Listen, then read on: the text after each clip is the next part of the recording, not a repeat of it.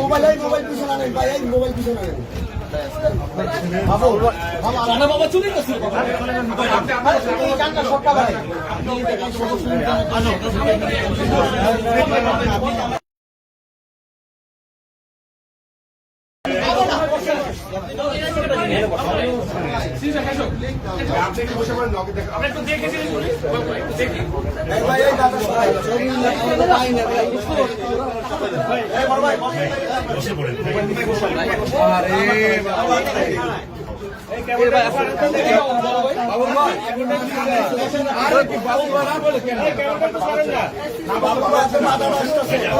ভাই আপনারা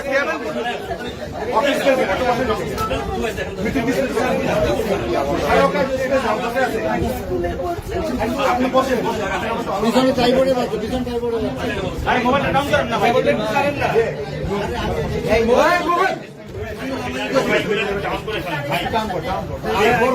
আপনার পিছনে টাইপোর্ডে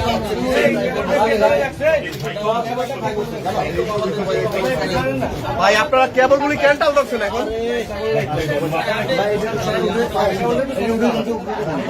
আরে ভাই এটা পরে আগে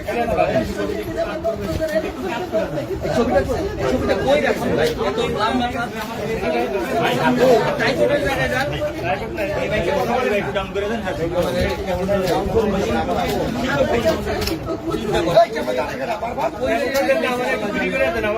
কেবলটা ফ্রি করে দেন তো ভাই। কেমনে ফ্রি করে দেন?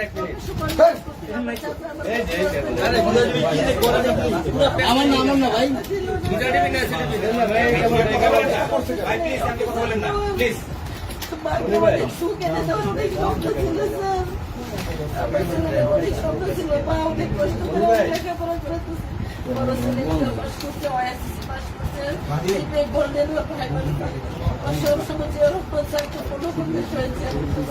ভাই মাথাটা লড়াই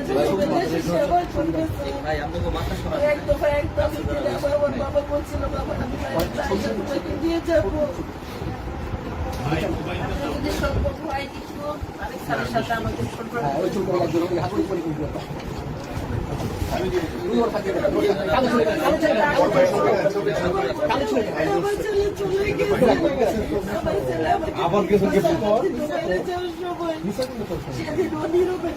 হাসতে হাসতে চলে গেছে আমার সামনে দিয়ে। আমাকে সারামধ্যে দিয়ে আমার দুয়ার চিন্তায় আমাকে বলে আম্মু আমি তো একদম গেছিল আসছি, আমি বলছি তোমাকে তো বলছি তোমার বাবা যাবে আমি যাবো, তুমি কেন একা গেলে তুমি বাসায় আসো আমার ছেলের সাথে আমার কথা তিনবার আমার ছেলে আমাকে বলে পয়সা করতেছে পয়সা করতেছে পয়সা করতেছে। এই আমার ছেলের সাথে আমার লাস্ট কিছু নিতে পারতেছি না।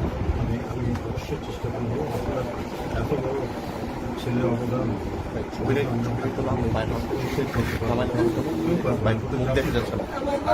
সব ছিল আমার ছেলে বয়স হয় না, আমার ছেলে গেছে পরিবর্তন আনতে, পরিবর্তন দিয়ে গেছে আমাকে, কিন্তু আমার কলিজাটা দিয়ে চলে গেছে আমার ছেলে।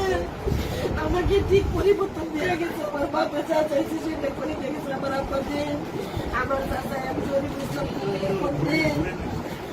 তার লোক করে আল্লাহ ওরা এমনিতে ছিল না, ও 5টা 20 পর্যন্ত ছিল, কিন্তু পরে আল্লাহ থেকে যে ঢুকতে দেয় নাই, প্রশাসনের লোকগুলো দেয় নাই, ছাত্ররাও দেয় নাই, আওয়ামী লীগের নেতারাও দেয় নাই। ও বইটা পড়ে আছে তখনও জীবিত। ছড়া দিতে দেওয়ার পরে 20 মিনিট পরে ওরা ধরে, ওই 20 মিনিটে ওরা থাকতে পারে না, আর ঘুমাইতে পারে না, নিজের যত আমাকে বলছে আমার ছেলে স্কাউট করছে, স্কাউটের ছেলেরা বলছে আমাকে তো আমার ফ্যামিলি কিছু জানায় না, আমার বাড়ি কিছু জানায় না, আমার সাথে কিছু ও ছিল আমার কলিজা আমার 2টা ছেলে। আল্লাহ একজন একে থেকে দুর্বল করে দেয়। আমার মা চলে যাওয়ার পরে আমি তখন আমার নাফিস মাত্র ক্লাস 4-এ পড়ে। ও আমার মায়ের ভূমিকা দিয়ে দেয়। এখন আমি সর্বহারা এতিম। এখানে এতিম আমার ছেলের কত যত্ন ছিল, অফিসার হবে, মায়ের সম্পত্তি চাবে।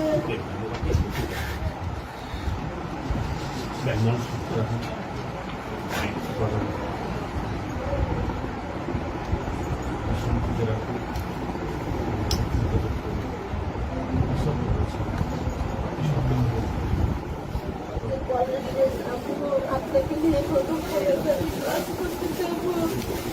আমি কলেজে সব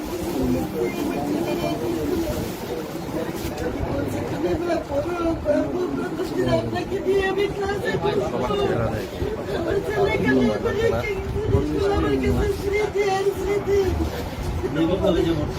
বাহিনী কলেজ আসা তোমার মার্ক ছিল, ঢাকা কলেজের মার্ক ছিল, বিজ্ঞান কলেজের। আমি বলতাম বাবা তুমি তো ছোট মানুষ, তোমার তো পড়ার প্রয়োজন। আব্বু আমার তো বিজ্ঞান কলেজের মার্ক ছিল, আব্বু আমার তো ঢাকা কলেজের মার্ক ছিল। আমাদের মার্কেট ভেঙে দিচ্ছে, আমার আব্বু অসহায়, আমার টাকা দিয়ে আজকে লেখাপড়া করতে হবে। মুসলাম ডিসিসি মার্কেটটা আমাদের পজিশন ছিল, ওইটাও ভেঙে দিচ্ছে।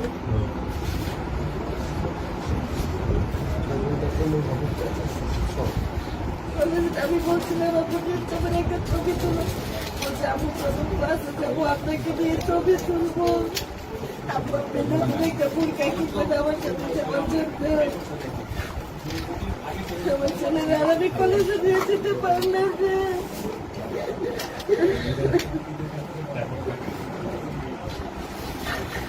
আমার ছেলেগুলা ছোট মানুষ হলে আমার পরিস্থিতি খুব বুঝতো। আমি অনেক কোনোদিন করে একটা টিচার দেয় দেয়। ও পাইবে, ও সাবজেক্টে হান্ড্রেড ছিল, 88, 97, ওই মেয়েতে মনে হয় 100 ছিল, 100 ছিল।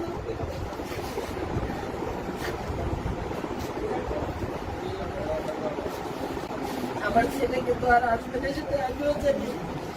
আপনাদের কাছে আমার একটাই দাবি, আমার ছেলে যে জায়গায় শহীদ হয়েছে ফারাক্কা ওখানে যেন রাবুর চত্বর হয়। আপনার কাছে আমার একটাই দাবি, আমার ছেলে বিচার করতে আমি দেখতেছি, আমি বুঝি না বিচার হবে। আমার দোষটা ছেলেকে গুলি খাওয়ার পরেও অনেক সমস্যা, আল্লাহ অনেক সময় ওরা কিছু সময়, কিন্তু অপরাধী বিচার হয়ে গেলে মানে এটা বিচার হয়ে যাবে।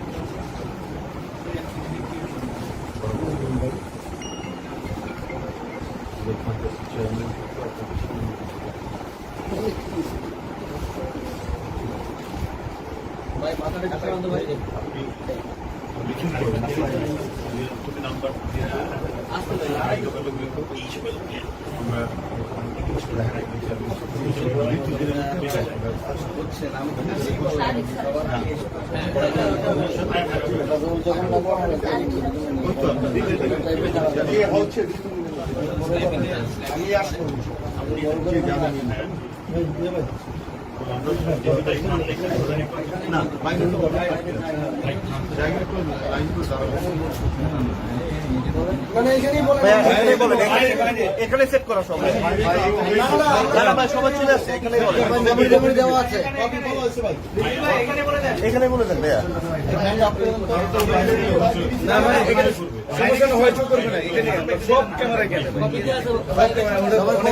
মেমোরি আছে, আমরা বলে দিচ্ছি, আমরা কপি করে দিয়ে দেবো। আমরা দুই গ্রুপ হয়েছি।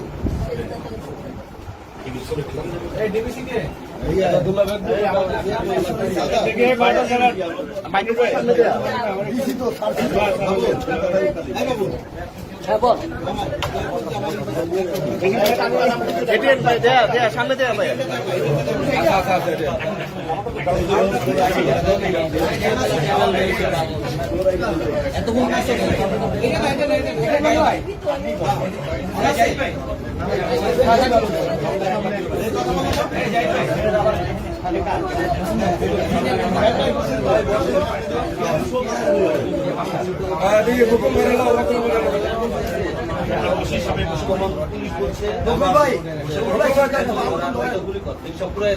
বকুল ভাই ভালো করে, বকুল ভাই একটু ভালো করে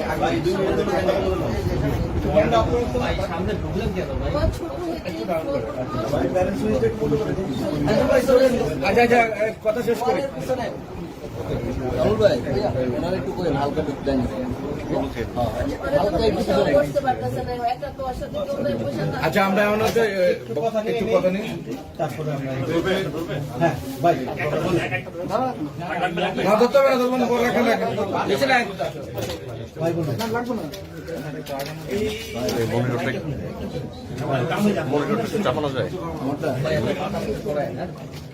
ভাই শুরু করেন। সাংবাদিক বৃন্দ, আমরা এক বিশাল ঘন কথা না বলি ভাই আমরা একটি বিষাদ ঘন পরিবেশ এর মধ্যে কথা বলছি। একজন মায়ের, একজন বাবার যে আহাজারি, আমরা নিজেই সেই ক্রন্দনরত আহাজারির আপনারা শব্দ শুনেছেন। শেখ হাসিনা জুলাই আগস্টের পৃথিবী কাঁপানো এই আন্দোলনে তার নিজের দেশের জনগণ, শুধু বৃদ্ধ যুবক নয়, শিশু, কিশোর, তরুণ, এদের রক্তে নিজের হাত রাঙিয়েছে। নাফিস তার মাকে কাঁদিয়ে চলে গেছে, বাবাকে কাঁদিয়ে চলে গেছে, কিন্তু নাফিস তো আমাদেরকে দিয়ে গেছে একটি মুক্ত পরিবেশ। একজন রক্ত পিপাসু দানবকে বিতাড়িত করেছে। এরা কিশোর নয়, শুধু এরা শিশু নয়, এরা ছিল সেই পাতালপুরীর রাক্ষস খোক্ষসকে বিতাড়িত করা সেই বীরত্ব ব্যঞ্জক রাজকুমার, যারা নিজেদের জীবন দিয়ে আমাদেরকে মুক্ত বাতাস দিয়ে গেছে। সাংবাদিক বন্ধুরা, এই বাড়িতে বাড়িতে কান্নার রোল, এই বাড়িতে বাড়িতে তীব্র ব্যথা বেদনার যে মর্শিয়া আমরা দেখতে পেয়েছি 5ই আগস্টের আগে থেকে জুলাই মাস 5ই আগস্ট পর্যন্ত এবং তারপরেও ফ্যাসিস্ট দানবদের রক্ত ঝরানো থামে।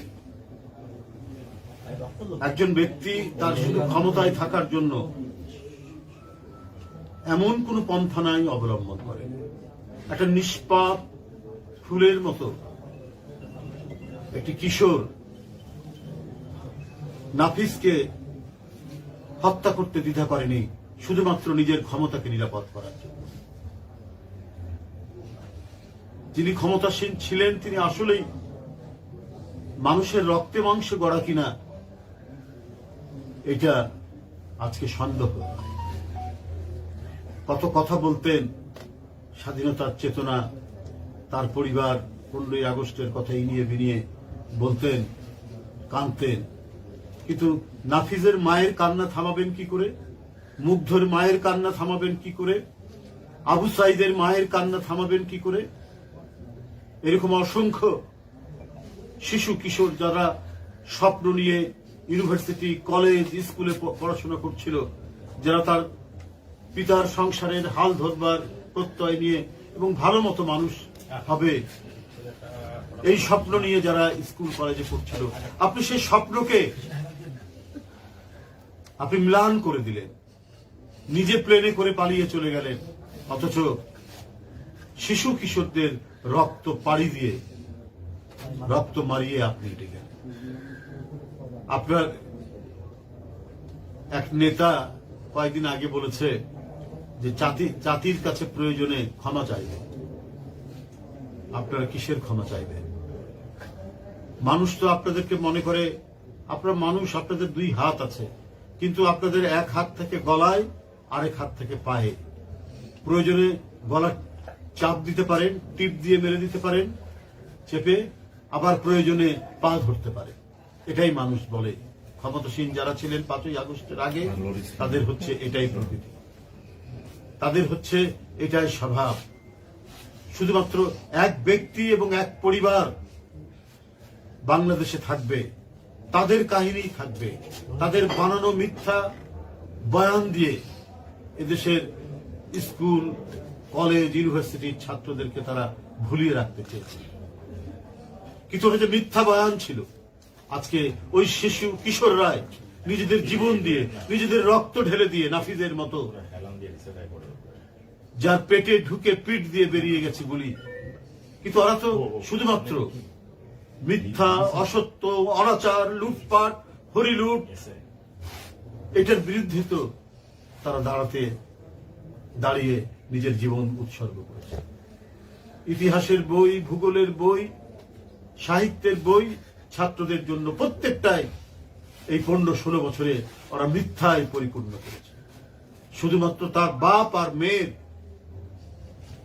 মিথ্যা কাহিনী দিয়ে তারা তৈরি করেছে স্কুলের পাঠ্যসূচি, কলেজের পাঠ্যসূচি। আজকে ওই তরুণদের প্রবল আন্দোলনের মুখে তারা ভেসে গেছে।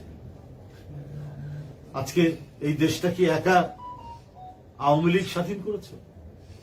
যিনি প্রধানমন্ত্রী ছিলেন তার বাবা স্বাধীন করেছে? কই যুদ্ধের সময় কোথায় ছিলেন? কোথায় তার যুদ্ধের ঘোষণা? এ দেশবাসী তো শোনেনি তার যুদ্ধের ঘোষণা, শুনেছেন একজন মেজরের কণ্ঠস্বর। তাহলে কিসের এত গর্ব ছিল? স্কুল, কলেজ, ব্রিজ, কালভার্ট প্রত্যেকটি জায়গায় শুধু বাপের নাম দিয়ে ঘুরিয়ে দিয়েছে। 1 টাকার নোট, 5 টাকার নোট, 10 টাকার নোট, 20 টাকার নোট, 100 টাকার নোট, 50 টাকার নোট, 500 টাকার নোট, প্রত্যেকটিতেই শুধু বাপের ছবি। আর এদেশের জন্য কেউ আন্দোলন করেনি, কেউ সংগ্রাম করেনি, কেউ রণাঙ্গনের মুক্তিযুদ্ধে নেতৃত্ব দেননি। আজকে মাওলানা ভাসানীর ছবি নেই কেন টাকার নোটের মধ্যে? আজকে শহীদ রাষ্ট্রপতি জিয়াউর রহমান যিনি মুক্তিযুদ্ধের ঘোষক, তার ছবি নাই কেন? আজকে জাহেল ওসমানীর ছবি নাই কেন? সব আপনার বাবা করেছে। তাজউদ্দিন সাহেবের ছবি নাই কেন? কারণ এই দেশটিকে বানাতে চেয়েছে একবারেই শেখ দেশ, শেখের পারিবারিক দেশ, তাদের পারিবারিক জমিদারি। আর এই জমিদারি করতে গিয়েই তারা গোটা দেশকে একেবারে জাহান্নামের দ্বার প্রান্তে তারা টেনে নিয়ে গিয়েছিল। আর যখন যার ইচ্ছা নিজেদের লোক, নিজেদের পরিবার পরিজন, আত্মীয় স্বজন সবকে বিদেশে যাতে দীর্ঘদিন, যুগের পর যে প্রজন্মের পর প্রজন্ম যাতে সুখে থাকতে পারে, তাই বাংলাদেশ ব্যাংক থেকে শুরু করে অধিকাংশ সরকারি ব্যাংক লুট করার সুযোগ দিয়েছে। লক্ষ কোটি টাকা লুটে নিয়ে গিয়েছেন তারা। ওদের একটা ভিতরে ভিতরে ঠিকই ভয় ছিল যে আমরা যে অনাচার করছি, যে পাপ করছি, এই পাপের প্রায়শ্চিত্ত করতে হবে। এই প্রায়শ্চিত্তের ভয় ভিতরে ভিতরে ছিল, কিন্তু প্রকাশ করত না। যদি তারা মনে করেছে যে যেন তেন প্রকারে আমরা হয়তো টিকে যাব। কিন্তু আল্লাহর মায়ের বলে একটি কথা আছে, উনি মনে করেছেন পুলিশ, র্যাব দিয়ে মিছিল বেরোলেই, গণতন্ত্রের কথা বললেই, অবাধ সুষ্ঠু নির্বাচনের কথা বললেই বেনজিরদের মতো অনেক ঘাতক তিনি তৈরি করেছিলেন, অনেক জল্লাদ তৈরি করেছিলেন, অনেক কসাই সারা বাংলাদেশে তৈরি করেছিলেন পুলিশ বাহিনীর মধ্যে, র্যাবের মধ্যে। এদেরকে দিয়ে তিনি শেখ হাসিনা নির্দ্বিধায় গুলি চালাতে দ্বিধা করেন। এদেরকে দিয়েই 15 বছর আন্দোলনকামী মানুষকে হত্যা করেছেন একের পর এক, শুধুমাত্র নিজের মসনদ এবং মখমলের গদি এটা ধরে রাখার জন্য। যখন এই আলোক পিয়াসী শিশুরা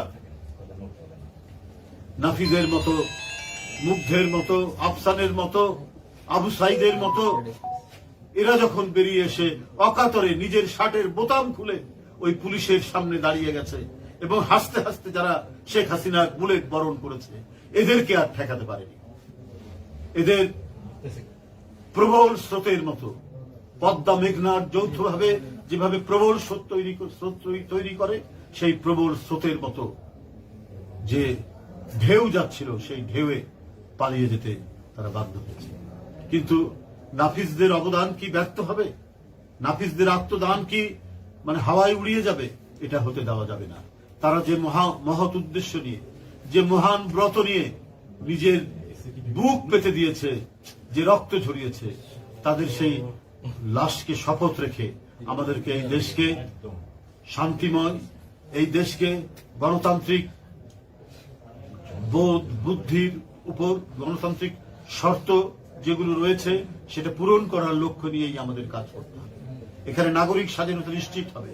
এখানে প্রত্যেকটি মানুষ আদালতে গেলে সে যাতে ন্যায্য বিচার পায়, আমরা সেই বাংলাদেশ চাই। এখানে যে কোনো মানুষ, যে কোনো শক্তিশালী মানুষের দ্বারা যদি আক্রান্ত হয়, সে যাতে মিডিয়ার আশ্রয় পায়, সে যাতে প্রশাসন যত তার কাছে এসে দাঁড়ায়, পুলিশ যেন অসহায় মানুষের পাশে দাঁড়ায়, সেই ধরনের গণতান্ত্রিক বাংলাদেশের জন্যই তো নাফিজরা জীবন দিয়েছে। আজকে কাউকে ঘুষ দিয়ে বিচারের বাণী যেন নীরবে নিভৃতে না কাঁদে, আমরা সেই ভয়ঙ্কর অত্যাচারীর পরিবেশ থেকে আমরা সত্যিকারের জনগণের শাসন, নাগরিক শাসন, নাগরিক স্বাধীনতা, যে অসহায় মানুষ সেও যাতে আদালতের দাঁড়ালে পরে ন্যায্য বিচার পায়, আমরা সেই বাংলাদেশ গড়ে তুলব। সেই বাংলাদেশেরই পতাকা হয়ে থাকবে নাফিজরা, মুগ্ধরা, আবু সাইদরা। আমি নাফিজের মাকে সান্ত্বনা দেওয়ার ভাষা আমার নেই, তার বাবাকে সান্ত্বনা দেওয়ার আমার ভাষা নেই। আমি শুধু নির্বাক হয়ে তার মায়ের কান্না, তার বাবার কান্না শুধু দেখলাম। কি বলবো তাকে? শুধু এইটুক বলতে চাই, আপনার সন্তান এদেশের শ্রেষ্ঠ সন্তান। তারা গোটা জাতিকে যে নির্মল আলো বাতাস দিয়ে গেছে, সেটা যাতে অক্ষুণ্ণ থাকে। আবার যেন কোনো স্বৈরাচার ফ্যাসিস্ট তাদের যেন উত্থান না ঘটে। সত্যিকারের গণতান্ত্রিক বাংলাদেশ, স্বস্তির বাংলাদেশ, শান্তিময় বাংলাদেশ, স্বাধীন সার্বভৌম বাংলাদেশ যাতে আমরা প্রতিষ্ঠা করতে পারি, সেই জন্যই আজকে আমাদের দলের ভারপ্রাপ্ত চেয়ারম্যান, যিনি অনেক নিপীড়ন নির্যাতন সহ্য করেছেন, যার মাথার উপর অনেক সাজা, তিনি তারপরেও শুধু লন্ডন থেকে যারা যে সমস্ত পরিবার, ভিকটিম পরিবার, যার সন্তানরা নিজের জীবন দিয়ে অকাতরে জীবন দিয়েছেন গণতন্ত্রের জন্য, যারা পঙ্গু হয়েছেন, তাদের পাশে দাঁড়ানোর জন্য তিনি আমাদেরকে পাঠিয়েছেন এবং একটি সংগঠনও তৈরি করেছেন আমরা বিএনপি পরিবার নামে। বন্ধুরা আমার, আমরা আতিকুর রহমান রুম্মন এবং মিথুনের নেতৃত্বে তাদের সেই অসহায় মানুষের পাশে দাঁড়ানোর জন্যই আমরা এখানে এসেছি। আপনারা জানেন, এদেশের সবচাইতে জনপ্রিয় যে ব্যক্তিটি, যিনি বারবার নির্বাচিত ভোটে ৩-৪ বার প্রধানমন্ত্রী হয়েছেন, সেই দেশনেত্রী বেগম খালেদা জিয়াকে তার অসুস্থতার জন্য তারা চিকিৎসা দেয়নি, তারা ওষুধ দেয়নি, তাকে উন্নত মানের হাসপাতালে ভর্তি হওয়ার সুযোগ দেয়নি, কতভাবে নিপীড়ন নির্যাতন করেছেন। কিন্তু তারপরেও তিনি নিজের দেশের মানুষের কাছ থেকে তিনি কখনো সরে যাননি। তিনি এই নিজ দেশেই থেকেছেন, শেখ হাসিনার অত্যাচার সহ্য করেছেন, তবুও তাকে বিন্দু মাত্র বিচলিত করা যায়নি, বিন্দু মাত্র তার আদর্শ থেকে, জনগণের প্রতি তার অঙ্গীকার থেকে তাকে সরানো যায়নি। আমরা সেই রাজনৈতিক দল দেশনেত্রী বেগম খালেদা জিয়া এবং আমাদের ভারপ্রাপ্ত চেয়ারম্যান জনাব তারেক রহমান এবং এই দলের যিনি প্রতিষ্ঠাতা, যিনি আমাদেরকে স্বাধীনতার কথা শুনিয়েছেন, যিনি আমাদেরকে যুদ্ধের কথা শুনিয়েছেন, যিনি আমাদেরকে ভালো মতো বেঁচে থাকার কথা শুনিয়েছেন, যিনি বাংলাদেশকে বহুদলীয় গণতন্ত্র নিশ্চিত করেছিলেন, আমরা তাঁর দল শহীদ রাষ্ট্রপতি জিয়াউর রহমানের দল, সেই দলের পক্ষ থেকে আজকে আমরা নাফিজের বাবা মার সাথে দেখা করে গেলাম। আমি আগেই বলেছি, তাদের শোক, তাদের বেদনা, তাদের চোখের কান্না হয়তো আমরা বুঝতে পারবো না, কিন্তু বাংলাদেশ জাতীয়তাবাদী দল বিএনপি যতদিন টিকে আছে, বেঁচে আছে, এই মহত্তম পরিবারগুলো, এই মহিমান্বিত পরিবারগুলোর সাথে থাকবে, পাশে থাকবে, এই অঙ্গীকার করছি। আপনাদের সকলকে ধন্যবাদ।